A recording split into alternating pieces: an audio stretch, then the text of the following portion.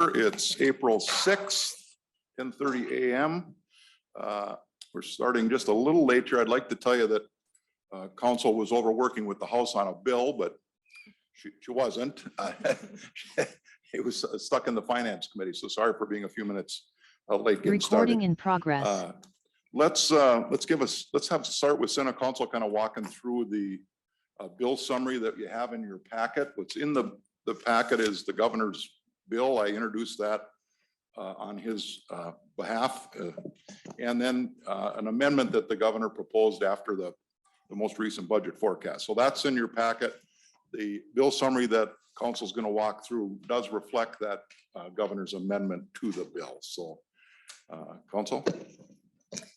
Mr. Chair and members, Article 1 of the bill appropriates mostly bond proceeds, although a little bit of general fund appropriations.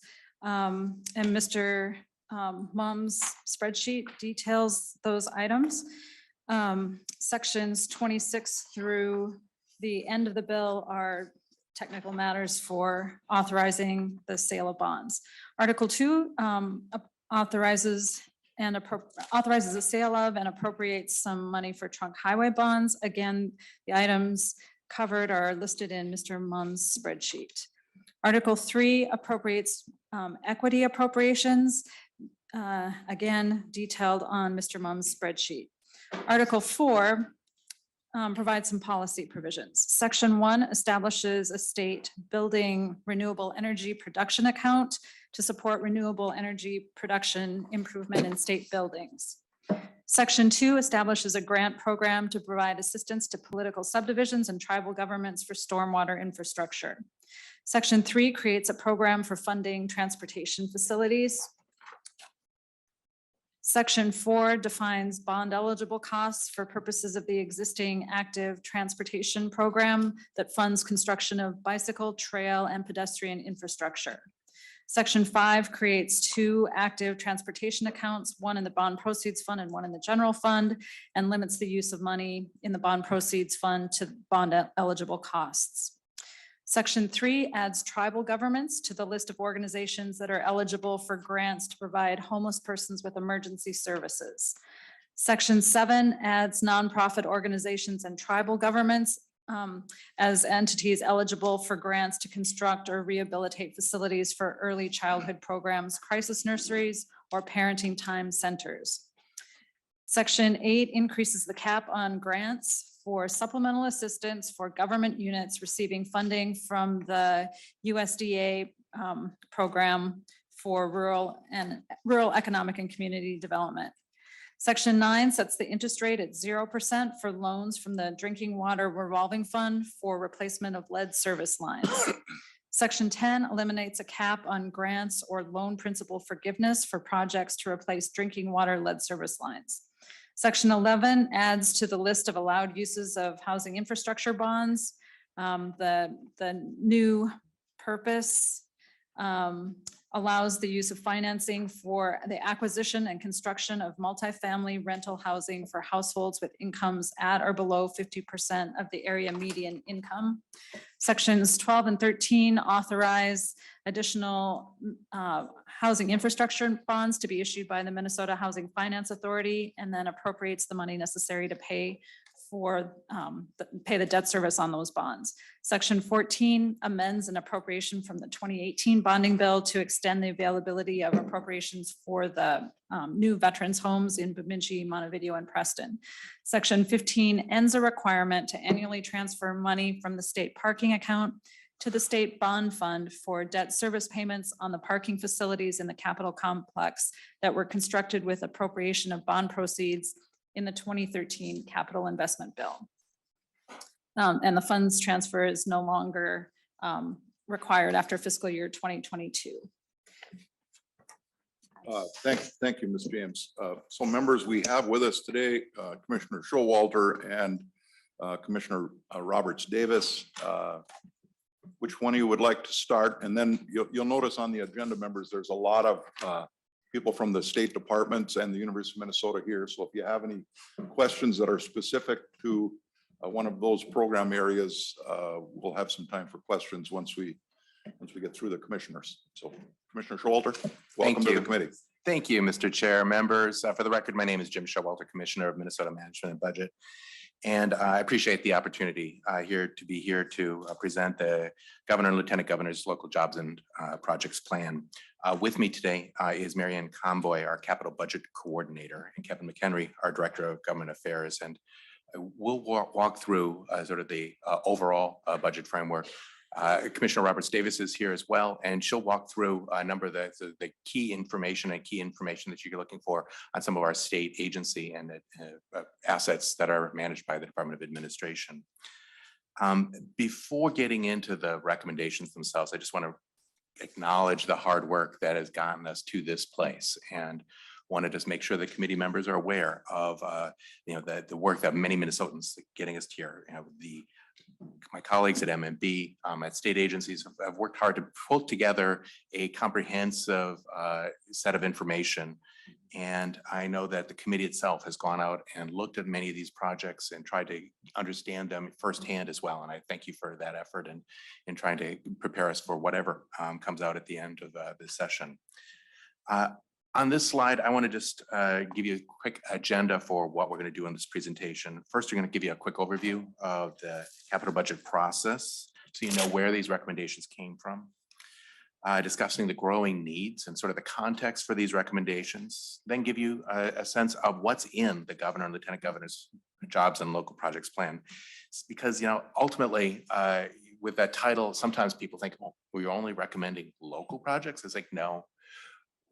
But I think you all know that every project is ultimately rooted in a Minnesota community. It is ultimately helping Minnesotans. And that's kind of the question that we're all trying to grapple with, is what is the maximum, what's the impact that we can get from some of these capital investments, whether they're financed with bond proceeds, whether they're with appropriation bonds, whether with cash. How do we make sure that our communities become more vibrant and move forward into the future? Finally, I'll walk through the financing of the plan. So first, let's just look at the capital budget process. We started this almost a year ago. So even as legislative session was wrapping up in May, MMB was sending out instructions for the capital budget recommendations that are in front of you today. We started asking the University of Minnesota, Minnesota State, local units of government, and state agencies to start putting together their recommendations for capital projects, put together detailed instructions that you would expect, because you need all of that information to know if a building project really works. Since we were still doing a lot of telework at that time, we also reached out in different ways. We published training videos. These videos gave a capital budget overview and walked through the screens in our capital budget system for people. In addition, we hosted virtual trainings with Q&As and things like that. Tools gave agencies a chance to sort of work at their own pace to put these recommendations together. The list that you have in front of us first appeared in around July 15th. That was sort of the first cut at what the projects that people wanted to put forward. And then they were revised and edited on October 15th. From there, as you did as well, MMB conducted site visits with agencies, meetings with agencies, local governments, and nonprofits, and the Governor and Lieutenant Governor also went on bonding tours across the state. Ultimately, there was also another process of getting public comment. We received 778 public comments on our website from the end of October to the end of November. And ultimately, we put together recommendations. A couple of factors that were key in the Governor and Lieutenant Governor's considerations included matching funds. If the project is ready to go, how urgent the project was for the community, and ultimately the alignment with the Governor and Lieutenant Governor's One Minnesota priorities, including creating a more equitable Minnesota. On January 18th, that package was released on a cold day at the University of Minnesota, as we try to start articulate and introduce the recommendations from the many projects that were before us. We released some additional recommendations on March 17th, and Chair Bach, I appreciate you amending the bill for those additional information. The next slide just gives you a sense of the growing demand for capital projects. In 2022, there were nearly $5.5 billion in requests from state agencies and political subdivisions. $4 billion of it was requested by state agencies for facilities and local grant programs. Another $1.5 billion of requests came directly from local governments. Just a reminder, we collect information on all of those projects from those two sources. And that is a statutorily directed process. So we collect information from state agencies and political subdivisions that are typically eligible for general obligation bonds, and they're published on our website and in the capital budget books. The $5.5 billion in requests is about 10% higher than the total requests that you received in the 2020 bonding session, reflecting growing needs in both state agency and local government requests. This does not include projects that did not submit projects through the MMB process or projects that just came directly to the legislature. Obviously, we're not proposing a $5.5 billion bonding bill. It's like all things, and as you all are well familiar, there's tough choices ahead, but it obviously is a growing set of projects and opportunities that you're going to be looking at. The next slide just recognizes that there's needs in the state that aren't actually accessible by general obligation bonds. MMB helped to organize request information from nonprofits that typically seek general fund cash for capital projects and have them in the bonding bill. A form template was shared with the governor's office, the House and Senate Capital Investment Committee staff for use when a nonprofit request comes up and wants to be part of the capital project. MMB shares that information, completed forms with staff from the governor's office and the House and Senate Capital Investment Committees when we receive them. So far this year, nearly $150 million in requests have come through this process for nonprofit capital projects. As noted before, that's a distinct process. It's not actually part of the statutory process, but that is an additional $150 million in requests outside the numbers I've cited already.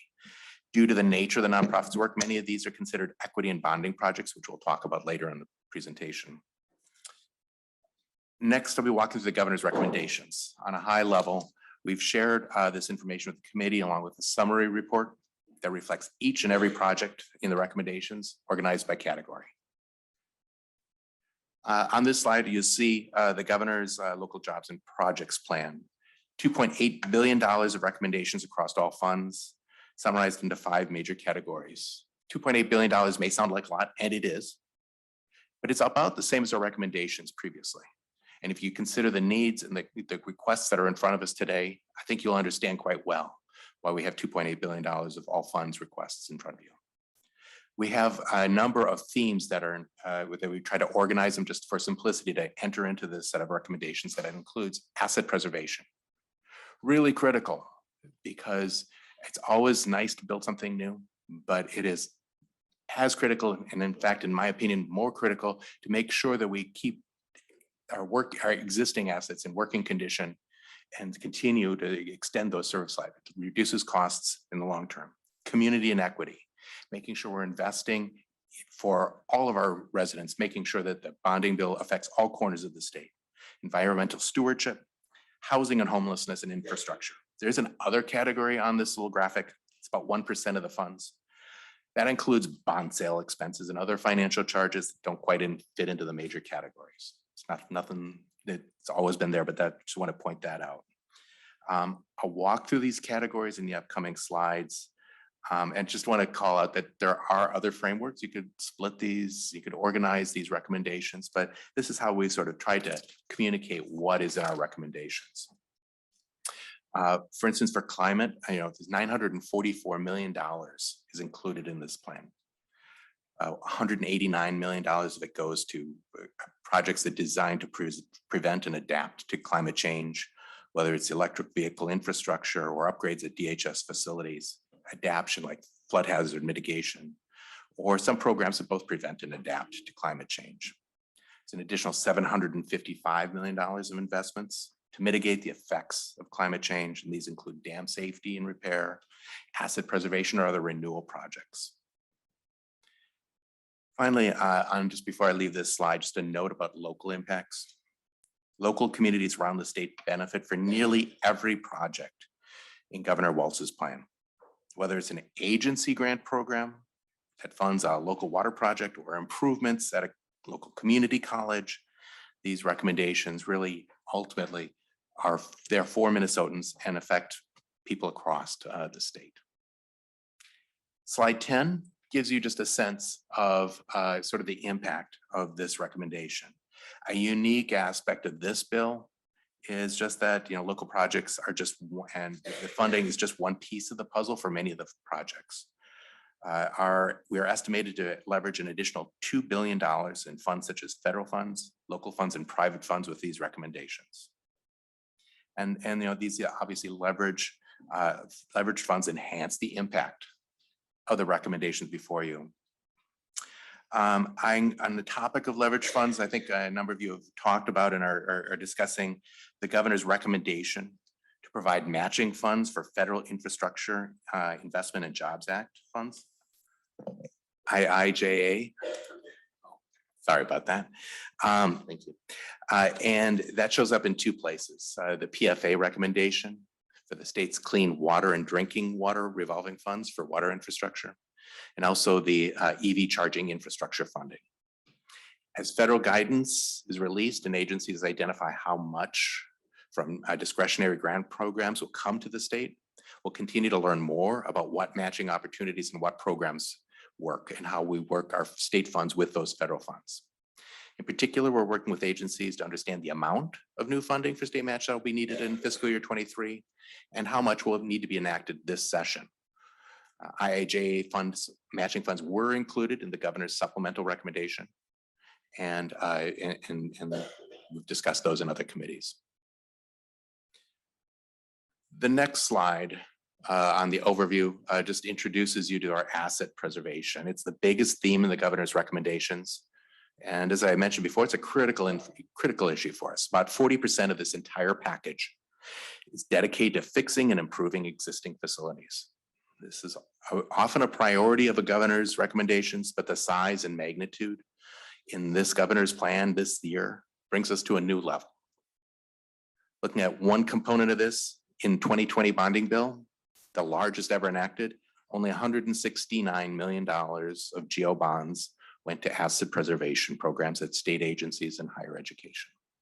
$169 million. This recommendation includes $529 million of general obligation bonds for asset preservation. We think it's an important activity, it's a necessary activity, and the governor's recommendations are skewed to make sure that we finance and address those needs. Investments in asset preservations and renewal projects are needed now because we have a backlog. We don't always fund those needs. I know the chair and the committee are well aware of that. The state agencies have a $1.8 billion in deferred maintenance needs.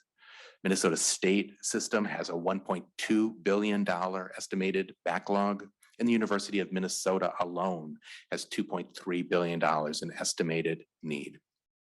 It's important that we put significant funding in for asset preservation now to prevent things from getting worse. And you'll obviously hear a lot more about this from Commissioner Roberts Davis. Slide 12, I want to highlight why the timing is important. On top of the huge deferred maintenance backlog, the governor recommends, his recommendations focuses on asset preservation and renewal because fixing them up later costs more.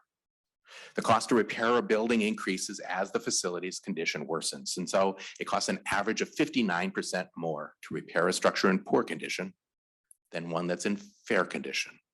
It's an important strategy for fiscal management in analyzing taxpayer costs to our existing infrastructure. We'll have to pay at some point. It's prudent to deal with these needs now. Rating agencies have commented on the importance of maintaining existing infrastructure, and with S&P recently citing the risks of not doing so and increasing future capital costs and pressuring future financial flexibility for the state. The next slide focuses on community inequity, which is about 14% of the governor and lieutenant governor's recommendations. And while every project in this recommendation has positive impacts, this category contains many projects requested by local units of government that will benefit communities across the state, such as $260 million for community centers, public spaces, and trails. It includes grant program funding for local governments, for other activities. One highlight would be like $10 million for bringing back funding for early childhood facilities program, which has not been funded since it got $6 million in 2014. With this recommendation, local governments, nonprofit organizations, tribal governments may apply for funds to construct and renovate early childhood facilities to ensure that families have safe early childhood programs such as pre-K, preschool, and after-school care. And this governor's recommendation also dedicates a historic amount to equity. In 2020, the governor and lieutenant governor and the legislature altogether invested $30 million in equity for bonding to include community-based organizations that are led by and serve communities of color and American Indians. 2020 was the first time that these organizations had access to capital investment in this way. With this plan before you today, the governor is recommending over $100 million for equity. This includes $44 million for specific named projects at nonprofit organizations and $57 million for a set aside for the legislature to evaluate and select programs appropriate for the bonding bill. Slide 14 brings us to the environmental stewardship portion of the recommendations. We're making investments to conserve energy and invest in affordable renewals. Investments include reducing energy costs for things like $10 million for state building energy conservation revolving loan program, $5 million for state building renewable energy production, and more. We're also investing to adapt and prepare for increasingly frequent extreme weather events. Investing in resiliency saves money, and just in a point that $1 on flood mitigation averts $7 in future costs. So the question that we have here,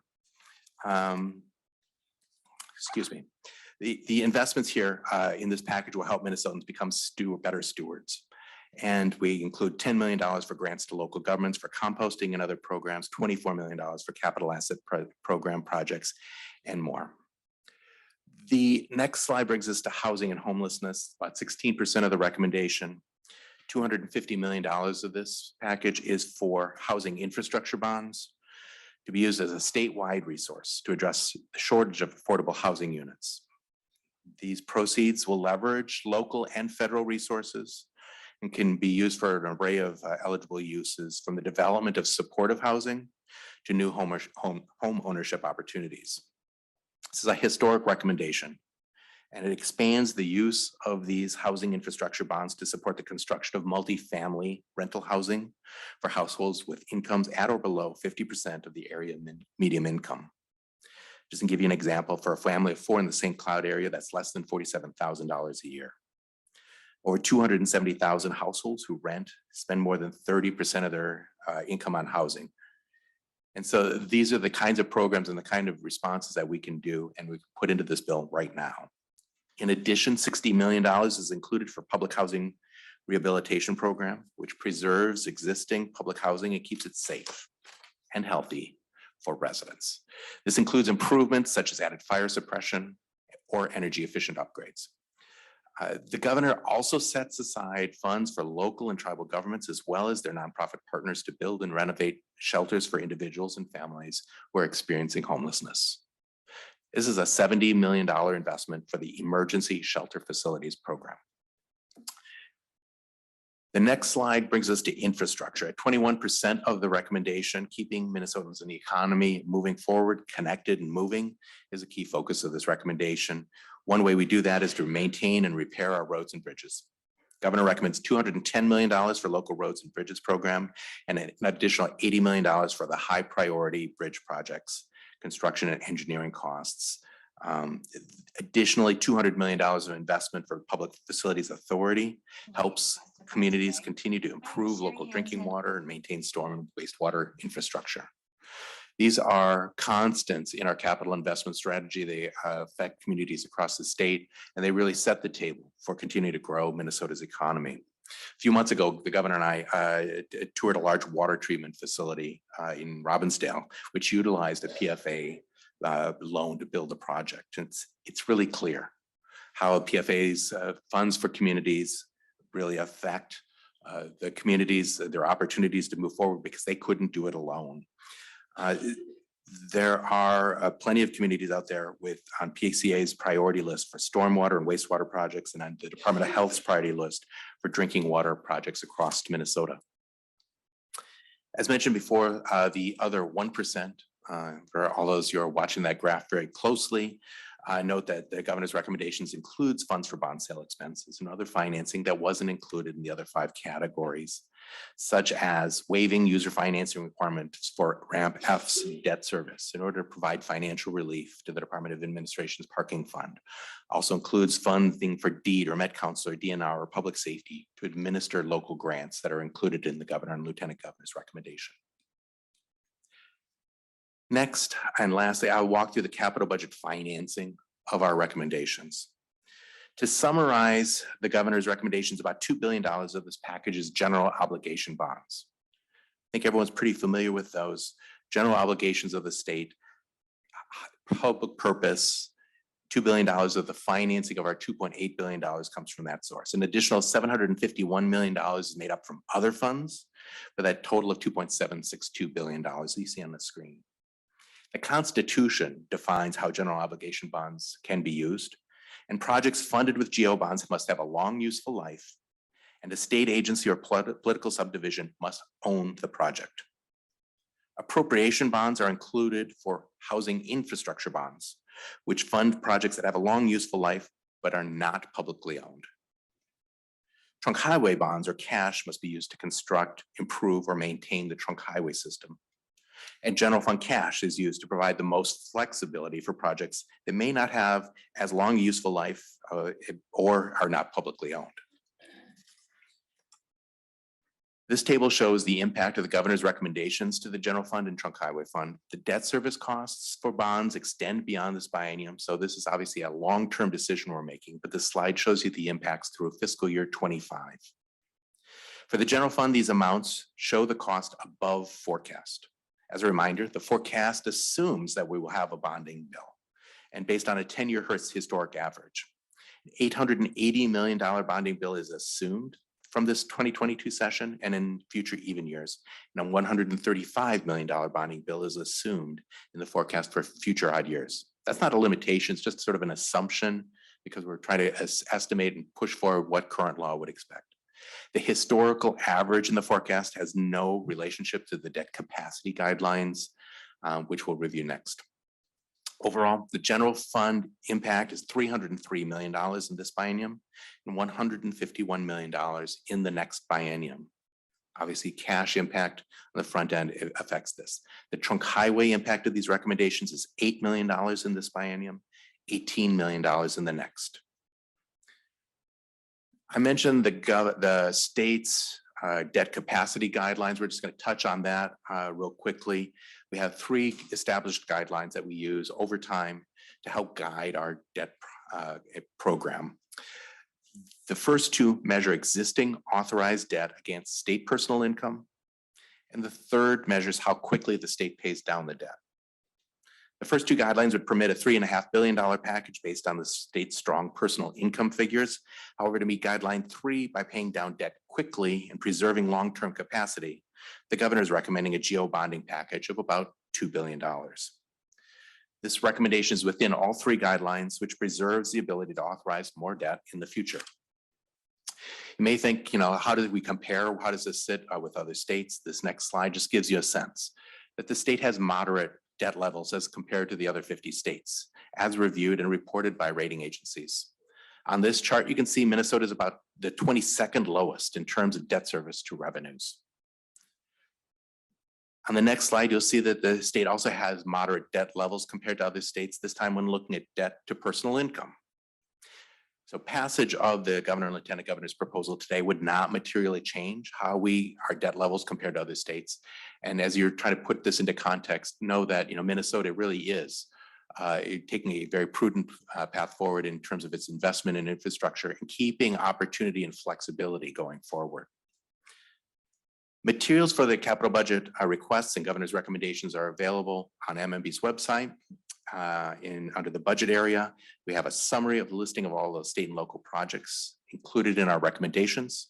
The budget books, which include almost 2,000 pages of detail about these requests, are available along with the recommendations for state agencies and local governments, and an interactive map is also available to show those requests, where they're located and how they show up across the state. Thank you, Mr. Chair. Really appreciate the chance to walk through the governor's and lieutenant governor's package, and will be available for questions after the Commissioner Roberts Davis continues.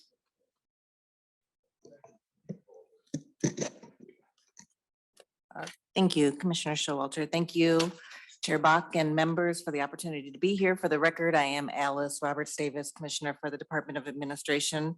And before I walk through admin's requests, I'd like to highlight the importance of asset preservation and taking care of what we already have. I'm bringing back a chart that Commissioner Showalter showed you earlier. The governor has recommended 38% of his $2.8 billion bonding bill to fund state agency asset preservation projects. Asset preservation has become an increasingly important challenge for state agency operations. Adequately maintaining state facilities is imperative to support the efficient and effective delivery of services and programs for our customers, the people of Minnesota. Asset preservation funding provides improved safety and better government while protecting state investments in the following ways. First, funding asset preservation and maintaining property stewardship ensures that staff, the public, and custodial individuals are kept safe and that functional needs are optimally met. Second, timely planned preventive maintenance reduces total cost of ownership in our buildings, eventually freeing up resources for core program functions. Third, the cost to maintain a building is cheaper than the cost to repair it. The green line on the graph highlights the cost per square foot to repair our state-owned buildings depending on the building condition status. The blue bar graph also reflects the percent of state-owned buildings within each building status category. Addressing some of the backlog in remaining current on repairs is efficient budgeting because it costs more to fix breaks and respond to urgencies than to fund planned upkeep. And finally, funding asset preservation requests saves energy and reduces greenhouse gases. Modern, properly operating buildings use less energy and water, making agency buildings more operationally efficient while reducing energy costs.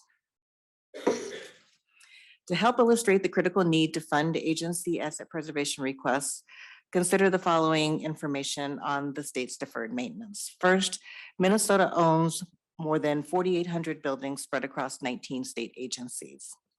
This adds up to more than 33 million square feet. And these buildings have a replacement value of more than $9 billion. The average age of these buildings is 41 years, with 42% of our buildings over the age of 40. Admin has calculated that the deferred maintenance on these buildings is $1.8 billion. Recent asset preservation funds have been used for replacing and repairing HVAC systems and water heaters, updating building controls and security systems, replacing elevators, windows, and replacing or repairing building roofs. I'd like to start out talking about admin's capital budget requests with an overview and the rationale for what's included. Our proposals will assist in the state's service to citizens, as well as our ability to recruit and retain the state's future hybrid workforce on the Capitol complex. We're concerned with the remedying the persistent shortage of funds in the Capitol complex parking account. Our proposal will help to prevent prohibitively high parking rates for our contract parkers and the public. It will also ensure that the parking account has enough funds to maintain all facilities. The capital budget presents an opportunity to help harness the energy to fight climate change while making our operations more efficient. The governor has included strategies to reduce energy and water use in our state government operations through an investment in our State Building Renewable Energy Generation Fund and State Building Energy Conservation Revolving Loan Fund. We also recognize the need to maintain adequate funds in the Capital Asset Preservation and Replacement Account, or CAPRA. This account is available across state agencies to address emergency facility failures and to abate unexpected hazardous materials when they are discovered. Finally, we're focusing on investing in the future of the Capitol complex. These aren't new proposals, but they are dollars for removing failing facilities and improving the accessibility of leased buildings.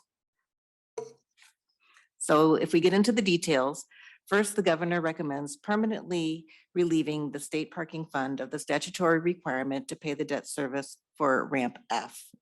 This will remedy the ongoing emergency low balance in the parking account.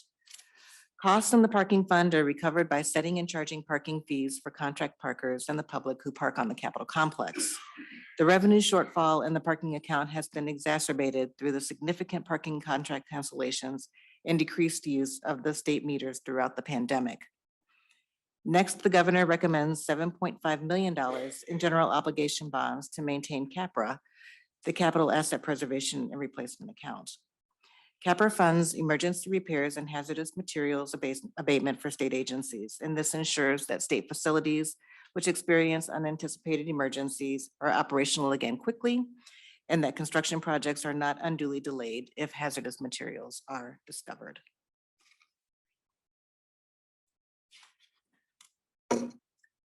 Next, we have 3 proposals to provide resources to state agencies to make their operations more efficient. First, the governor recommends $10 million from the general fund to add to the revolving loan fund to finance energy efficiency and water conservation improvements in state agencies throughout Minnesota. These improvements lead to more efficient state buildings and reduced energy costs. The fund was established in 2021 with dollars from the Renewable Development Account. However, these funds are directed to give preference for use on buildings located in the Xcel Energy Service territory. Admin is requesting additional general fund dollars to ensure that funds are available for state buildings throughout the state. The governor also recommends $5 million from the general fund for renewable energy investments at state-owned buildings. Possible projects at the state-owned facilities include solar, wind, biomass energy systems, and geothermal heating. The governor also recommends $5 million from the general fund to build out the state's electric vehicle charging infrastructure. These dollars would fund the installation of fast DC chargers and level 2 dual port charging stations around the state. These stations will accommodate the charging needs of electric state vehicles around the state, and some locations will be accessible for use by the public. Finally, we have a few proposals to invest in the future of the state and leased buildings. First, the governor recommends $3.626 million from general obligation bonds to complete the demolition of the Ford building and prepare the site for redevelopment.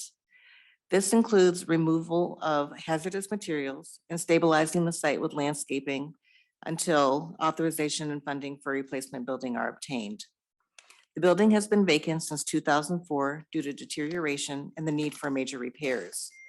It's located on prime real estate across from the light rail station and connected to the Capitol Tunnel system. The fiscally responsible thing to do is to demolish the building because its annual upkeep has already accrued over $1 million in taxpayer debt, and the envelope of the building needs to be stabilized, which is expected to cost an additional $300,000. Next, the governor recommends $33.4 million from the general obligation bonds and $13 million from general obligation fund, or from the general fund, to implement the remaining security upgrades recommended by the advisory committee on capital area security. These upgrades were identified in the 2013 physical security study and the recent security assessment update, which is nearing completion. I believe there's a video on there, but I don't think it's playing, but there are new turnstiles and security kiosks in the administration building, which were made possible by a portion of the $10 million appropriated in 2018. While this funding has been appreciated across the Capitol complex, considerable vulnerabilities remain, and a general fund appropriation will be needed to secure buildings that are not eligible for bond-funded upgrades. Finally, the governor recommends $1 million from the general fund to establish a centralized funding source to correct physical barriers in state-owned and leased buildings in order to improve the physical access to state services and employment opportunities. These funds would be available for use by state agencies, boards and commissions, the legislative and judicial branches of government, and constitutional offices.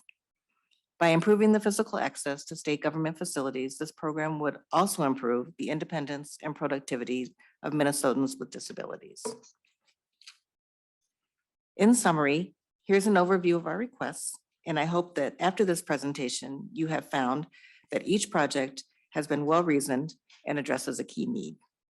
I thank you for the opportunity to present admin's capital budget request today, and this concludes our presentation. I stand ready for any questions that you may have. Thank you, Commissioner. Maybe before we get to members, I've got a couple questions about state buildings. I'm just kind of wondering, considering coming out of this pandemic, it seems like we read in the paper every day that workplaces are going to change. So I'm just wondering, is there any work going on in the administration to take a look at our footprint of 33 million square feet, you said? And clearly, we're going to be able to downsize that some as our workplaces change in our state agencies. Is there some work going on about to kind of right size our footprint of state-owned facilities, considering how the workforce is going to change? Chair Bach, absolutely. We are working with all state agencies to look at their footprints. I think at this time, a lot of agencies are still assessing what their workforce is going to look like, how many people are going to be in the office, how many people are going to continue to work remotely, or how many people are going to be in a hybrid work environment going forward. And so it's difficult to assess how much space we'll actually need at the end of the day. We do have a number of agencies that have given space back and have relocated. We estimate that we have several $1 million in savings already from agencies that have already changed their footprint. And so we will continue to do those assessments. Commissioner Showalter and I have been doing a lot of benchmarking with our private industry partners as well to see what they're doing so that we can mirror that and get best practices as well and apply those learnings to what the state can do so that we can also make good decisions about how we will go forward with planning and space planning for the state. Well, thank you. And Commissioner, how many square feet do we have under lease? I know we've got a lease of a number of buildings, if you know that. And I'm just kind of wondering, can we shed some of our lease contracts and better utilize buildings that we own? Is that being considered? Chair Bach, that is a good question. I'm sure I have that information here somewhere. I can probably phone a friend in just a second for the exact number of lease spaces, but I think that the thing that's important is that the only way that we can shed lease space is if we're moving into state-owned facility. And at this point in time, there's not vacant state-owned facility ample to accommodate large movement into the state. So what we have to do is wait for leases to expire, and through attrition, we can shed some of that lease space. Well, and I know we've got contractual obligations for much of that Correct. lease space, but as I drive down Lafayette and I see that big building that PCA's got, the big building DNR's got, that are pretty much empty right now, and will never come back to what they were occupied. My example would be, can we consolidate those two agencies into one building? I think looking for those kind of efficiencies is going to be important. And then the Secretary of the Senate never got back to me, but I know a little something about this building. And I do remember that we were paying admin, the Senate was paying admin about $1.2 million a year for the regular maintenance and janitorial costs of the building. And a year ago in the Rules Committee, I asked the Secretary of the Senate that as he negotiates that maintenance contract with admin, that we ought to get some reductions considering the building was almost closed for over a year. And I don't have to have an answer today, but he never got back to me of how much were we able to pare down, because the Senate's paying that out of our budget. How much we're able to pare down that, considering that there was very little to do in this building from a maintenance or a janitorial side. And most of our state buildings were probably like that. So I'd be interested in knowing what the cost savings were in the pandemic on just kind of routine maintenance and janitorial things, because there had to be, they should have been significant. And I don't need an answer on that today, but if you could put a memo together on that, and then I'll share it with the committee. I do have an answer for you, Chair Bach, but I'll be happy to put together a memo for you. No, thank you. Committee members? Questions? Senator Dames. Well, thank you, Mr. Chair. And I just have a question on the electronic vehicle charging stations. Will there be a fee for actually using that station, or will that be part of a parking fee that will be built in? Chair Bach, Senator, there will be a fee for using the electric vehicle charging stations. And can you give me some idea what that might be? I don't have the exact number for that. I'm sorry, but there is a fee that is commensurate with the actual usage of the electricity. And partially it will be built into your parking fee for those who are parking contract users. And then there will be opportunities for public users to use some of the charging stations, and that will be a pay-as-you-go fee. Thank you, ma'am. Senator Newman.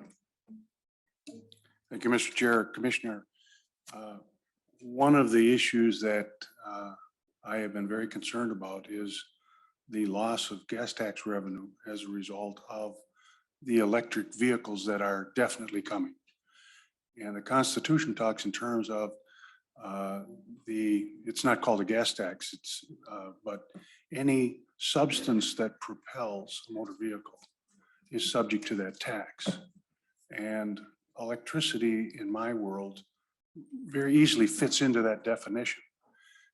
Are you or is the governor contemplating some method of computing the amount of electricity that is being provided at these charging stations and developing a method by which those fees then would be deposited into the HUTDF?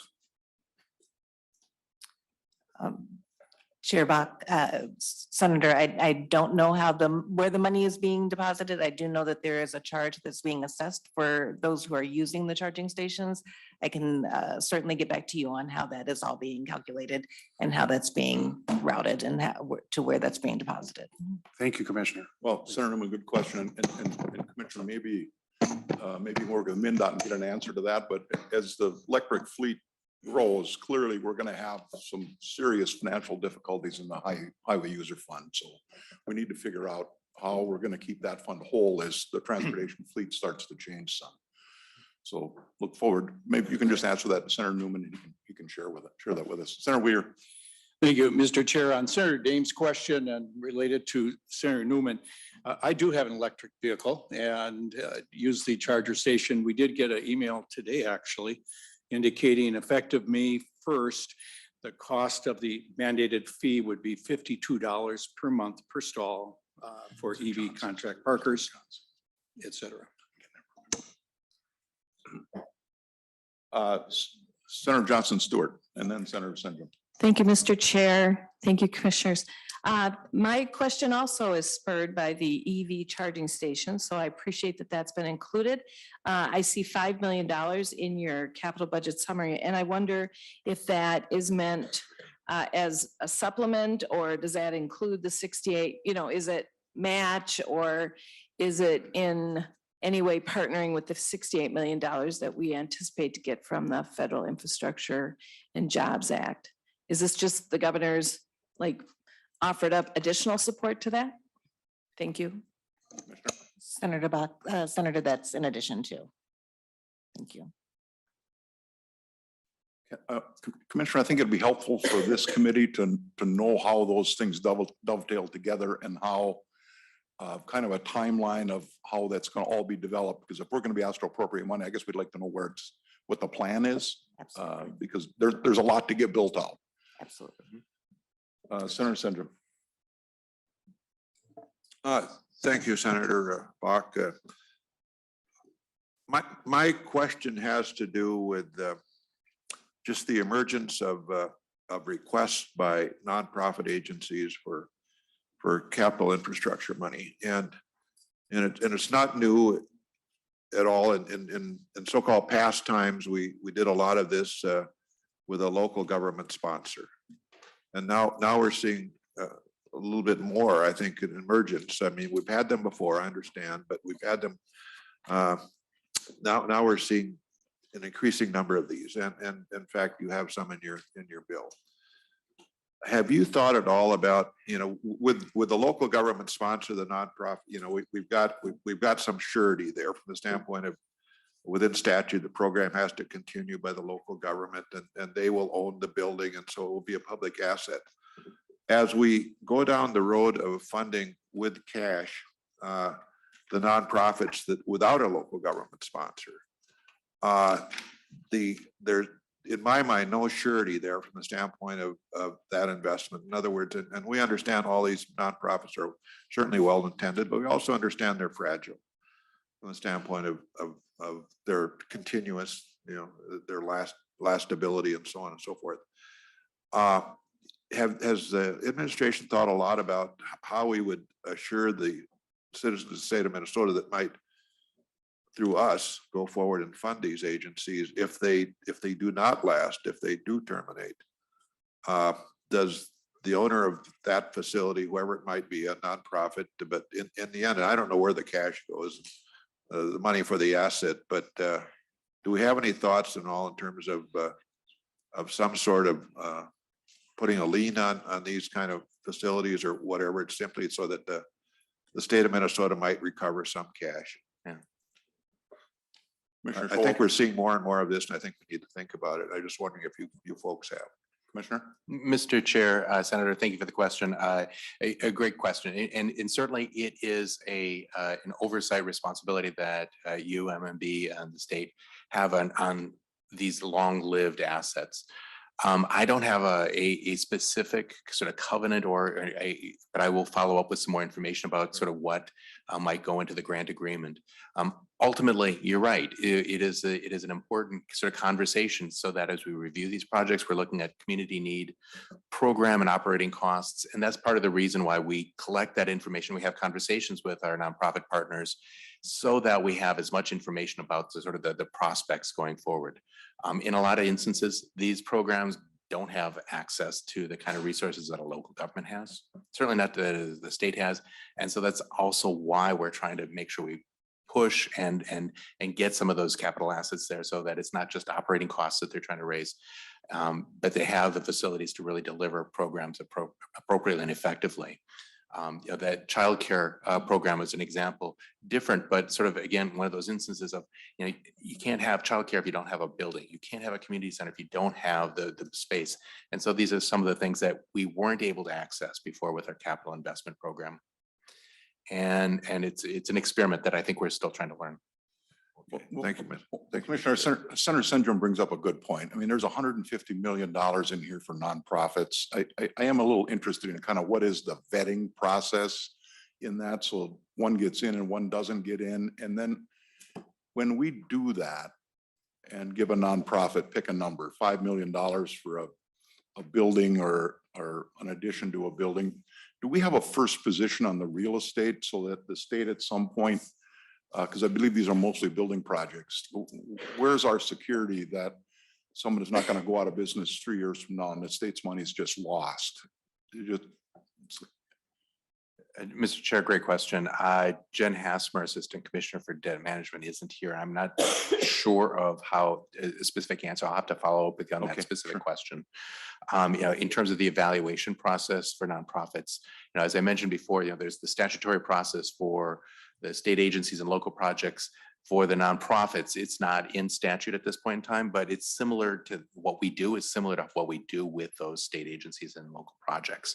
So, we'll review it against a number of criteria, including urgency, alignment with One Minnesota goals, whether they're shovel ready, whether they have a match, regional impact, and level of need in the community. So a lot of the same criteria about whether it's ready, whether it's got a sustainable financing package, whether it's got an operating budget that is able to sort of utilize the facility we're recommending. That is all part of our review process. But recommend and recognize that we're also putting forward a recommendation where we have some specific named projects, and also are asking the legislature to look at and review projects as well, because some of that funding is basically just as a part of our recommendation overall. Well, I think it's kind of important. If there's a way to collateralize the state's investment, I think that's in the taxpayers' interest. So just want everybody to explore that going forward. I'm not too worried about it with this bill because this bill's got a zero target, just like the other budget bills do. So at this point, there's not going to be any general fund cash in this bill, I'm told by leadership. Now, clearly there'll have to be some for grant administration, some small numbers for some of the programs, but who's ever going to carry whatever bill's going to carry those nonprofit things, I think they need to take a look at how the state collateralizes our investment in the event they fail. And many of them have been around a long, long time. And I don't think there's a lot of concern for that, but there needs to be, I think, a process. Commissioner? If I may, Mr. Chair, I appreciate that. And it's unfortunate in terms of the target because it's simply just, I think this committee knows both for this purpose, but also for other purposes in this bill. General obligation bonds have a use, but cash also has a use. And there's certain things that cannot be done with general obligation bonds, and they're included in our recommendation. So that zero target not only affects the equity projects and local projects, but it affects other state activities that might not otherwise be able to go forward with general obligation bonds. It includes work in prisons and other places where, we know that it's not long-lived purposes, but it's necessary repairs for really effective state government. Well, thank you, Commissioner. I just don't want the state to be kind of the lender of last resort, that they've exhausted, nonprofits kind of exhausted every opportunity and they come to the taxpayers because they can't get any money anywhere else. We got to have some security, I think, for the general fund money that we're being asked to put in. Senator Jasinski. Thank you, Mr. Chair and Commissioner Showalter. I do appreciate the graph. I will tell you, I'm a little concerned of the infrastructure. That number, the percentage is a little low. I appreciate the asset preservation. Obviously, we've toured the facilities. We've seen what's out there as far as our universities and colleges. So I know that's important. And when, as a member here, you always think about wants versus needs. And if you total things up and look at things, infrastructure needs, I think we need a lot of those. Those are needed things. And there's a lot of wants in this breakdown as well. And I understand we have to do some of those. We have to have a balance. And then looking at the spreadsheet, and I don't have an exact, obviously there's not a breakdown, but as far as the governor going through that, it seems awfully metro-centric. And I don't know if there's a breakdown of rural versus metro. And again, maybe I'm wrong, just put the spreadsheet together, but I know a lot of times in our committee, we'll put that together where that money goes and districts and outstate versus metro. And I don't know if you have a breakdown of that, but it would just be interesting if we could see that and again, by a quick look, it just seems like there's an awful lot of projects in the metro area. And again, touring the infrastructure needs across the state and the wastewater and roads and bridges and all those things, it just seems like it's a little light. So thank you. Commissioner? Mr. Chair, Senator, appreciate the comments. And I just would like to dig in. I don't have a specific number on the metro versus outstate breakdown, but typically the bonding bill actually skews more towards outstate. As simply that I want to point out that a lot of the programs and the programmatic dollars, take the PFA as an example. That is a statewide use and that would predominantly go to smaller communities in greater Minnesota. A lot of it's one of the reasons we put together the map, frankly, on the MMB website. So you can see that it has a statewide reach. And so in terms of our design of this bill, I think you would find that it is very much a balanced approach. Maybe a little scatter graph would be helpful. Senator Johnson Stewart, then Senator Pappas. Thank you, Mr. Chair. I'm hesitant to ask this question because I don't know if it's appropriate, so please tell me if it is or not.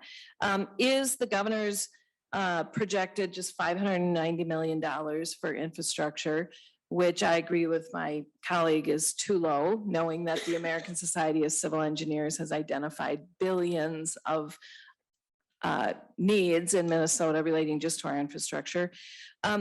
Does this budget account for the federal money that's coming in? So for example, we know that $600 million is coming in specifically towards or focused towards projects that the PFA would probably be able to fund, things like clean water and sanitary sewer and wastewater treatment. Is that accounted for?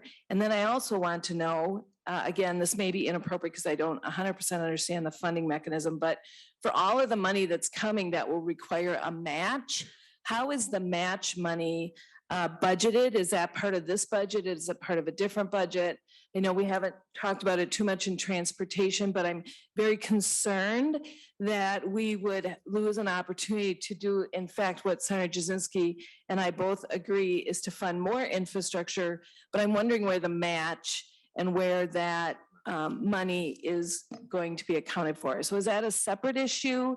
Should I be seeing it here? Is it something that's coming later? Thank you, Mr. Chair.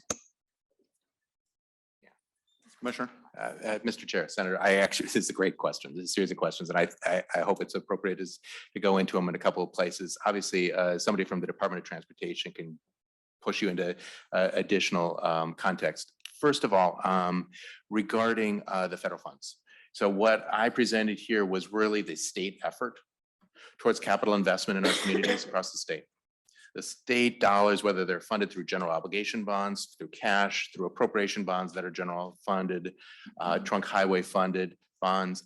Basically, that's what I've presented here. Federal funds, we haven't talked about those, but those are also tracked and accounted for, but they're outside of this. So those IIJA funds are opportunities, absolutely, that individual agencies, I would expect, be talking about and working through. And as we go further into this capital process, we can certainly delve into some of those opportunities. There's two programs that are particularly identified in the governor's recs because we had information on them.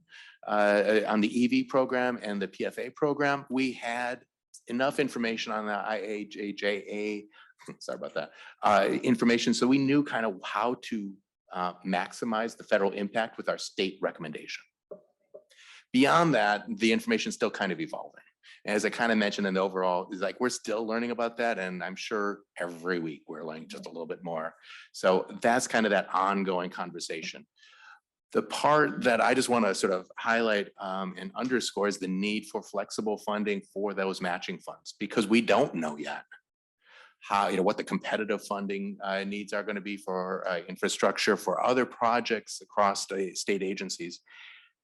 And even as we learn that, we don't want to wait 9 months to react. And so, the governor, lieutenant governor put in funding in their recommendation for basically a response mechanism for an estimated need of those infrastructure needs. And whether it's carried in this bill or in another bill, I think it's a really important consideration going forward. Senator Pappas. Thank you, Mr. Chairman, and thank you, commissioners, for the presentation. I'm just noticing a couple things and follow up with Senator Jasinski's comment, because I'm concerned also about clean water issues around the state. And I'm seeing on page 2, line 51 with the PCA, there's about $82 million there. And then also the Public Facilities Authority, which took me a while to find, on page 3, there's $200 million there, including state match for federal grants, $49 million. I think that must be some of your flexibility that you're talking about. In terms of my own interests as well, I appreciate the support for housing and homelessness, including the money for emergency shelters, public housing rehabilitation, and the significant housing infrastructure bonds. So there's a lot of things to like in this bill, and I hope a lot of things that we can carry over into our Senate bill. Thank you. Members, any other questions? Commissioner, any final comments? Mr. Chair, just thank you for the opportunity to testify today and bring this information forward. Obviously, a lot of work has been put into each and individual of these projects. Make sure that we do make good investments, and just appreciate your consideration. Thank you. Well, members, thanks for the great, Senator Pappas. Thank you. My mic is still on. Mr. Chairman, I did want to say something about when you mentioned the equity projects. A lot of these local nonprofits, and I see they're around the state, but I'm most familiar with the ones in the metro area. They really carry out the business of the state. I mean, our counties contract with them to provide a lot of services. They are flexible, they're on the ground, they're working with the community. I think there's a lot of value in the work that they do, and they also have significant infrastructure needs, just like the local governments around the state. I mean, we never used to fund fire stations, for example, and police stations, but we've seen in rural Minnesota how inadequate they are. And I think that's the same thing with local nonprofits, is they just can't continue to provide services and facilities that just don't serve their clients. Thank you. Well, Senator Pappas, I raised that because I got a little anxious with the stories I read recently about that food share program and tens of millions of dollars somehow missing there will be federal indictments there, I have to believe, but I don't want to put this legislature or this committee in a situation where we've done something where we find ourselves that way. So I think the vetting process is very, very important. I just will tell you, Commissioner, I prefer a competitive grant program to doing individual projects so that individual projects can come forward to one of the state agencies and be well vetted by the state departments. But that's not where we are right now today, but it may be where we end up. Senator Sanders. Thank you, Mr. Chair, and just to Senator Pappas's comments, because, you know, there's no question that the nonprofits do an outstanding job, but, and honestly, the people that know them best are the local governments and the communities they serve, but more and more, and especially, I'll just say it, Minneapolis, St. Paul aren't willing to be the local sponsor. And, you know, there's got to be a reason for that. Either it's way too arduous or whatever, but each of these nonprofits residing in these cities play an integral role in their cities relative to the good and welfare of the city. But yet the city governments aren't willing to do it. And thus they come and ask for cash. So maybe there's something within the framework of the work that a local sponsor has to perform on behalf of a nonprofit that we might look at to make perhaps less arduous. They're certainly not less critical in terms of oversight, but I just remember from Rochester, our city administrator says, Dave, we do these capital projects, but there's a lot of work after those projects are approved by this legislature, and maybe there's something in there that we could look at in terms of that issue and that amount of work. Senator Pappas. Thank you, Mr. Chairman. Just a short comment in response to Senator Senjum's comments from my own city. I know that they have, you know, cities have great infrastructure needs of their own. I mean, we know I had a $52 million bridge. I've got another bridge. My county has redevelopment projects that they want, and they just feel like they have to make that their priority. And I think there's a tendency, we're all pretty close a lot of times to our local nonprofits if we're out there in the community. And it's easy for us to say as a body, okay, you know, St. Paul will give you $10 million for your nonprofits, but ignore what my city and my county needs, which is probably a larger amount of money than that. So I think the city has become more cautious, and probably Minneapolis as well, when they feel they have responsibility for stormwater tunnels or, you know, ADA compliance or kind of significant things, bridges that they need in their city. They have to make that their priority. Anything else, members? Well, thanks, committee, for the great participation today, and Commissioner, again, thank you for coming. Everybody have a good Easter break, and we'll be having several hearings after the break. We're going to start by, I've met with Jeff Freeman from the PFA recently, so we can learn more about how that federal money is going to dovetail into what we're doing with wastewater and water infrastructure. So we'll be spending some significant time on asset preservation, on HEPRA, on how does the federal money dovetail with what we're going to do. I just will tell you, you're probably getting some requests for us to hear local bills. We're not going to do that. There's like 400 of them sitting in our committee, and I don't want to be the one to pick and choose. Well, we're going to hear Senator Pappas's bill, but we're not going to hear Senator Champion's bill. So try to vet those individual projects yourself so you can bring forward the best argument. And we're going home on the 23rd of May. So hope to have it all done by then.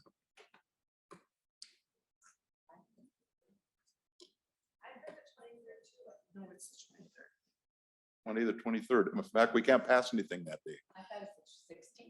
Third Monday of May. It's after the third Saturday. Monday after the third Saturday. So we just gained a week, Senator Pappas. So, and just a reminder to everybody, the Constitution says we can't pass any bills on the day we sign a die. So the last day is really the 22nd. So I think I'm going to put my point for leadership is going to be, let's come in the 23rd, even though we can't pass anything. So those of us that are saying goodbye, like Senator Newman and myself, can get a chance in the daylight to maybe bring our families in to give a retirement speech. So If I'm successful, don't plan on, Senator Clausen, don't plan on going home the 22nd because we'll be asking you to, if I'm successful, we'll be coming in the 23rd during the daytime, unlike the House, whose retirement speeches will run all night long until 6 o'clock in the morning. But anything else, committee members? If not, this committee is adjourned to the call of the chair.